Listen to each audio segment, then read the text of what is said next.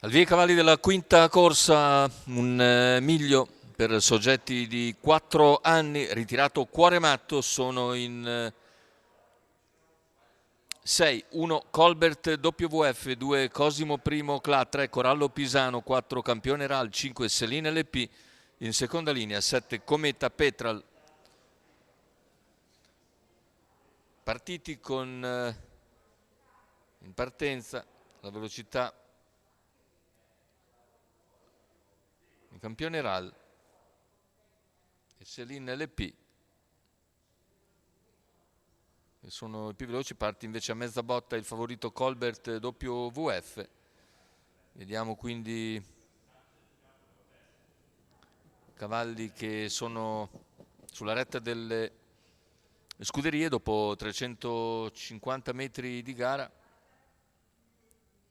Ora affrontano la curva nelle identiche posizioni, tutti in fila indiana, alle spalle di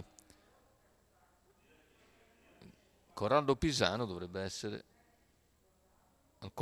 che segue Selina LP, mentre a questo punto sposta, o accenna a farlo, Colbert WF dopo i primi 600 metri. Vediamo la mossa di Colbert WF che raggiunge e supera Corallo Pisano, avvicina Campione Ral.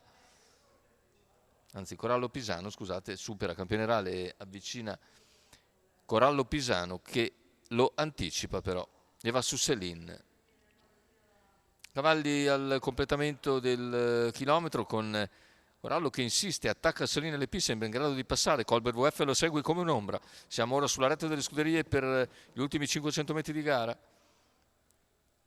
Numero 2 passa Cosimo Corallo Primo Pisano, Class, Colbert WF deve qualificato. impegnarsi all'esterno per superare Selin LP e portarsi sul nuovo leader Corallo Pisano.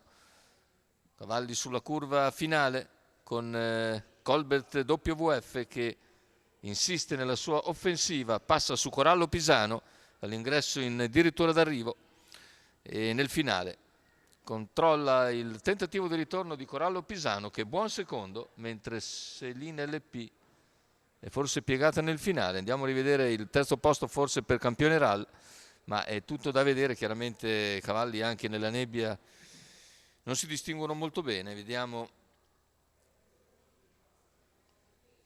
vittoria di Colbert WF, secondo posto per Corallo Pisano. Al terzo si dovrebbe essere il numero 4 di Campione Ral, che piega Selin LP e Cometa Petral. Il successo dunque al rientro per Colbert WF, Roberto Vecchione, Holger Ehlert al training per conto della scuderia My Horse